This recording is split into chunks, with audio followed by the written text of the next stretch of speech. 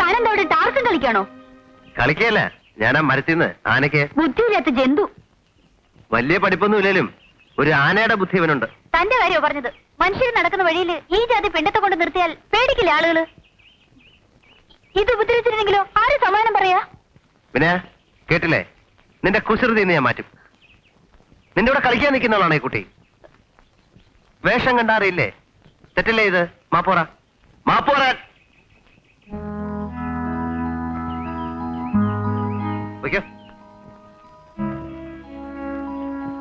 ഇയാളെന്നെ പരിഹസിക്കുകയാണോ? ചുണ്ടി എടുക്കണ്ട, തെറ്റാ ചെയ്ത്. അതിനവ മാപ്പ് പറഞ്ഞ കണ്ടില്ലേ? ഒന്നും പറയണ്ട, കാണിച്ചു തരാം ഞാൻ. നിക്ക, ആനയുടെ അടുത്ത എന്താ? എന്തുണ്ടായി? ആ കൊരങ്ങൻ പാപ്പാൻ. അങ്ങനെയൊന്നും പറയരുത്. അയാൾ പാപ്പാനല്ല. ആരായാലും എനിക്കെന്താ? നിന്നെ അന്വേഷിച്ച ഞാൻ ഈ വഴി വന്നത്. നാശം. കേറൂ. ഏയ്, ഞാൻ വിറക് വെട്ടാൻ പോവാ. കേറടോ.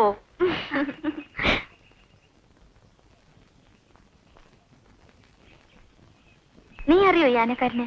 ജോസച്ചേന്റെ സ്നേഹിതനാ. വലിയ പഠിപ്പുള്ള ആളാത്രേ. നിങ്ങളുടെ ജാതിയാ. പേര് ബാലകൃഷ്ണൻ. എന്താ?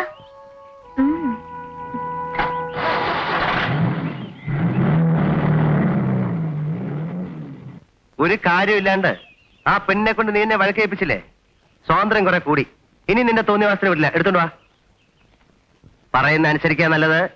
എന്റെ സ്വഭാവം അറിയാലോ. എടുത്തോണ്ട് വരാൻ.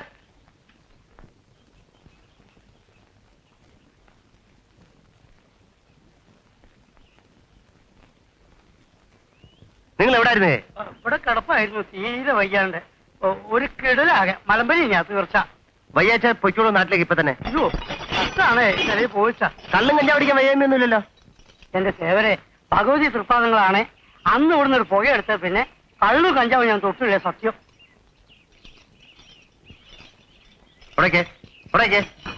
വിനയനെ കൊണ്ടുപോയി തളയ്ക്ക്.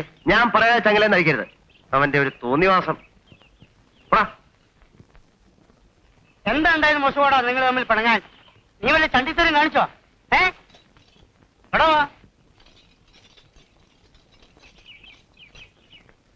എന്താടി പറഞ്ഞു ചൂലെ? എന്നെ വെട്ടുവന്നോ? എന്നാ വെട്ടടി. ഇവിടെ വെട്ടാൻ എന്നത് ത്രേസ്യാർത്തി. ഈ ത്രേസ്യ ആരാണ് നമുക്ക് അറിഞ്ഞുകൂടാ.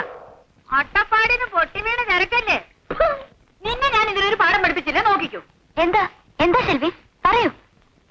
പലവാട്ടി അച്ഛ തൊന്തരവ്. ഇവങ്ക കൊച്ചു മുതലാളിക്ക് MLA ആശയെന്ന് പൊന്നു തരും, കാശ് തരും. മാറി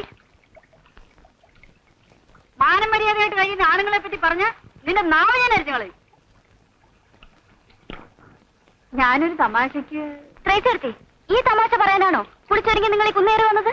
എന്താടി? പിന്നെ ഞാൻ എത്ര പെൺകുട്ടികളോട് നിങ്ങൾ ഈ തമാശ പറഞ്ഞിട്ടുണ്ട്? എന്നോടടക്കം ഓർക്കുന്നില്ലേ? അന്നക്കുട്ടി, കൊച്ചു മുതലാളി കഴുത്തിലും കാതിലും തീർപ്പിച്ചേരും, പട്ടുപാവട തുന്നിച്ചേരും. മാനം മര്യാദയായിട്ട് കഴിയുന്ന പെൺപിള്ളേരെ പേപ്പിക്കാൻ നാണമുണ്ടോ തള്ളേ നിങ്ങൾക്ക്?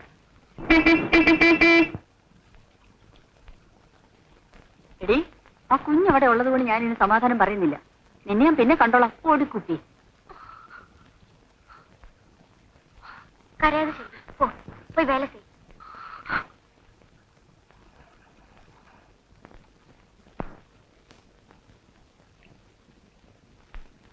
ഏതായി കൊച്ചു മുതലാളി? നിങ്ങൾ പറഞ്ഞ് അറിയണോ? നീ കെട്ടാൻ പോകുന്ന ആള് തന്നെ, നിന്റെ മുറച്ചെറുക്കൻ.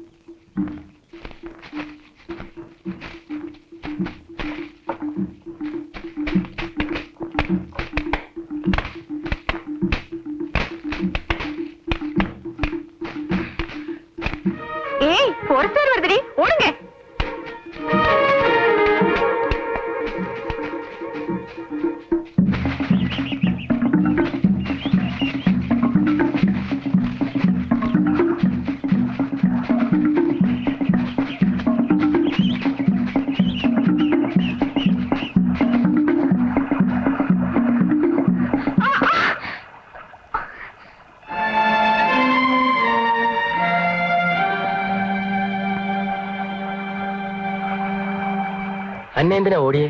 ഫോറസ്റ്റുകാരാണെന്ന് പറഞ്ഞപ്പോ എല്ലാവരും ഓടി. സാറാണെന്ന് അറിഞ്ഞില്ല. എന്തു പറ്റി?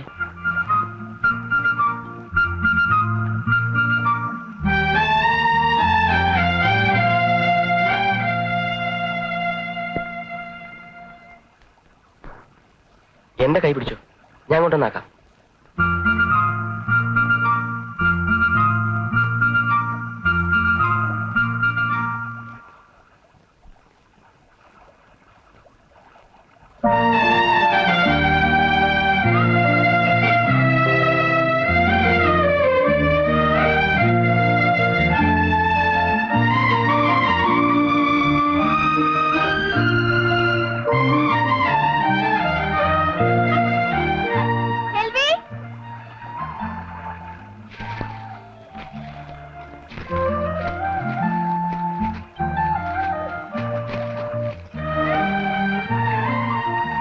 അന്നെ ഒന്ന് വീട്ടിൽ കൊണ്ടാക്കാമോ?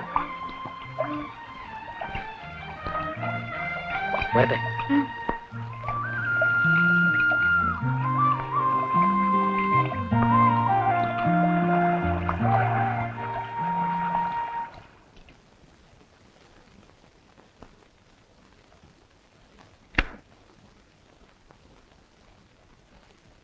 കാലത്ത് പോയിരുന്നില്ലേ നീ?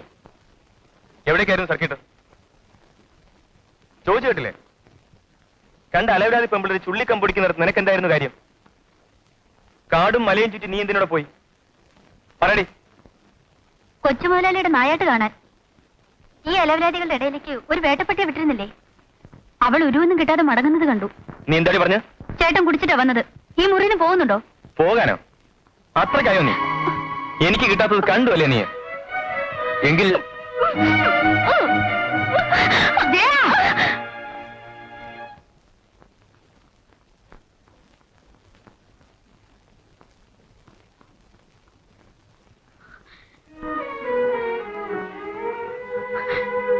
അമ്മായി,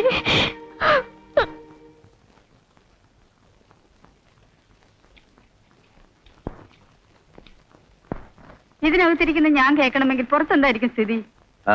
എന്താ കാര്യം? മോനെപ്പറ്റി നാട്ടുകാർ പറയുന്നു തന്നെ. ബുദ്ധി ഉപദേശിക്കാനും തോന്നരുത്. ജയന്റെ കല്യാണം ഉടനെ അങ്ങ് നടത്തണം. എന്നാലെങ്കിലും ഇതിനൊരടക്കം കിട്ടുമായിരിക്കും. എനിക്കും തോന്നി. ശ്രീദേവിയുടെ പഠിപ്പ് കഴിയട്ടെ എന്ന് കരുതി. നിർത്താം, കല്യാണാവാം. ശ്രീദേവി ഇവിടെ വളർന്ന കുട്ടിയല്ലേ? അമ്മ അച്ഛൻ മരിച്ചു, അച്ഛന് ബന്ധവും മുറിഞ്ഞു. നമ്മളല്ലാതെ അവൾക്ക് വേറെ ആരാണുള്ളത്? അവള് പഠിക്കട്ടെ. ഭാർഗവി, നമുക്കാണെങ്കിൽ ചുറ്റും ശത്രുക്കളാ.